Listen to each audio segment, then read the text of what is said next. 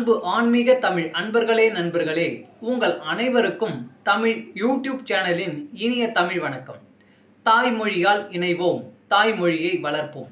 வாழ்க தமிழ், வளர்க தமிழ். இன்று நமது சேனல் ஆன்மீக பதிவில் பிரதோஷ காலத்தில் சிவன் கோவிலில் பிரதோஷ பிரதட்சணம் செய்யும் முறை என்ற பதிவு. இப்பதிவில் பிரதோஷ காலத்தில் சிவன் கோவிலில் பிரதோஷ பிரதட்சணம் சுற்றுவது எப்படி என்பதை பற்றி மிக தெளிவாகவும் மற்றும் இயல்பாகவும் அளித்துள்ளோம். இப்பதிவில் கூறியுள்ளபடி சிவன் கோவிலில் சிவபெருமானையும் நந்தியம் பெருமானையும் பிரதோஷ வலம் வந்து இறைப்பயன் பெறவும், மேலும் இந்த பதிவு உங்களுக்கு பிடித்திருந்தால் லைக் மற்றும் ஷேர் செய்தும், அது மட்டுமல்லாமல் இதுவரை இந்த சேனலுக்கு நீங்கள் சப்ஸ்கிரைப் செய்யவில்லை என்றால் சப்ஸ்கிரைப் செய்து பெல் பட்டனையும் அழுத்தி ஆதரவு அளிக்கவும் அன்புடன் கேட்டுக்கொண்டு இப்பதிவினை தொடர்கிறேன். வாருங்கள். ஆன்மீக பதிவில் பிரதோஷ பிரதட்சணம் பற்றி அறிவோம், அறிந்து தெளிவோம், தெளிந்து முன்ஜென்ம பாவம் நீங்கி முக்தி பெறுவோம். ஓம் நம சிவாய். பிரதோஷ காலத்தில் பிரதட்சணம் செய்யும் முறை. பிரதோஷ பூஜையில் கலந்து கொள்ளும் நாம் சிவபெருமானை வணங்கும் முறையை பற்றி கடம்பவன புராணத்தில் தெளிவாக குறிப்பிடப்பட்டுள்ளது. பிரதோஷ தினத்தில் நந்தியை தரிசனம் செய்து அங்கு நின்று சிவனையும் வணங்கி இடதுபுறமாக சென்று சண்டிகேஸ்வரரை தரிசனம் செய்ய வேண்டும். அதாவது நம்முடைய வலதுபுறம். அதன் பின்னர் மீண்டும் சண்டிகேஸ்வரர் உள்ள இடத்திலிருந்து வலதுபுறம் சென்று கோமுகி எனப்படும் சிவபெருமானுக்கு அபிஷேகம் செய்யப்படும் நீர் வெளியே வரும் துவார வழியை தரிசனம் செய்து அங்கு நின்று மறுபடியும் இடதுபுறமாக சென்று சண்டிகேஸ்வரரை தரிசனம் செய்ய வேண்டும். மீண்டும் அதேபோல் கோமுகிக்கு சென்று தரிசனம் செய்து பின் சண்டிகேஸ்வரர் உள்ள சன்னதிக்கு வந்து தரிசனம் செய்ய வேண்டும். மீண்டும் ஒரு முறை இதேபோல் செய்ய வேண்டும். மொத்தமாக 3 முறை வலம் வர வேண்டும். கடைசியில் நந்தியை தரிசனம் செய்த பின்னர் சிவபெருமானையும் தரிசனம் செய்ய வேண்டும்.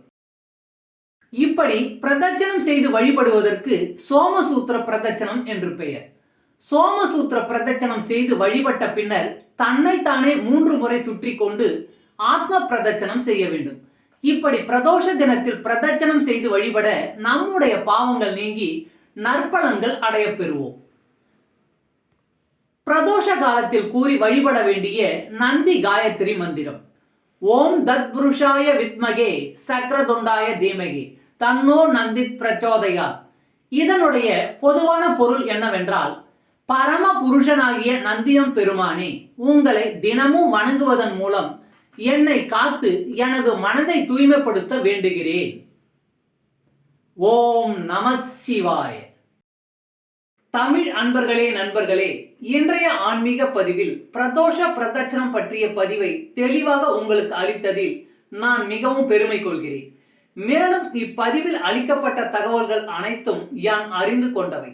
யான் அறிந்த இந்த தகவல்கள் ஏதேனும் ஒரு வகையில் உங்களுக்கு உதவ வேண்டும் என்ற நோக்கிலே இங்கே அளித்துள்ளேன்.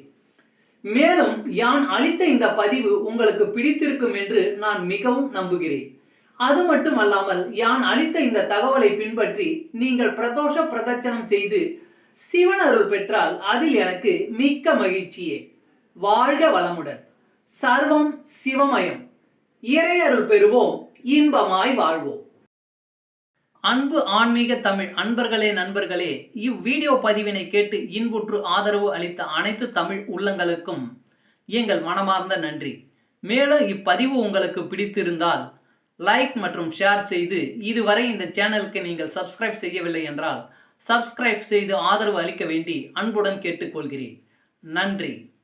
அடுத்த பதிவில் உங்களை விரைவில் சந்திக்கும் வரை உங்களிடமிருந்து விடைபெறுவது தமிழ் யூடியூப் சேனல்.